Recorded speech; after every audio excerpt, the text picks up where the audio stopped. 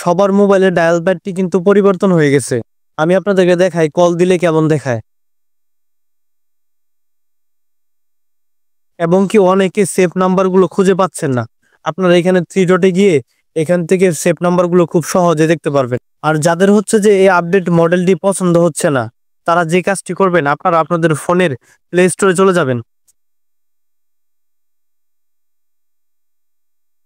চলে আসার পর এখান থেকে আপনার সার্চ বারে যেটা লিখবেন গুগল ডায়ালার, এটা লেখার পরে আপনারা দেখতে পারবেন ফোন বাই গুগল যে লেখাটি এটি চলে আসছে। এটির লোগোতে আপনারা ক্লিক করবেন। তো ক্লিক করার পর এখান থেকে আনইনস্টল যে লেখাটি আছে এটিতে আপনারা ক্লিক করবেন। তারপর এখান থেকে আনইনস্টল করে দিবেন। আনইনস্টল করে দেওয়ার পর এখান থেকে ওপেন লেখা আছে, ওপেনের উপর আপনারা ক্লিক করবেন।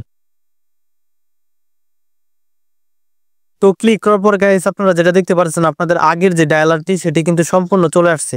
আপনারা এই পাশে কন্ট্যাক্টে ক্লিক করলে আপনাদের সেভ নাম্বারগুলো চলে আসতেছে এবং কি আপনারা এখান থেকে গিয়ে নাম্বার তুলে কল দিতে পারতেছেন খুব সহজে।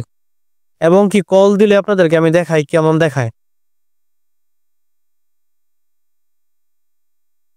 তো আপনারা এভাবে খুব সহজে আপনাদের ডায়াল প্যাডটি আগের মতো করে নিতে পারবেন। আর যাদের হচ্ছে আপডেট মডেলটা পছন্দ, তারা আপডেট মডেল দিয়ে ব্যবহার করবেন। তো আমার ভিডিওটি দেখে আপনাদের ভালো লাগে থাকলে অবশ্যই আমার ভিডিওটিকে লাইক, কমেন্ট, শেয়ার এবং আমার চ্যানেলটিকে সাবস্ক্রাইব করে বেল আইকন বাটনটি ক্লিক করে দিবেন। দেখা হবে অন্য ভিডিওতে।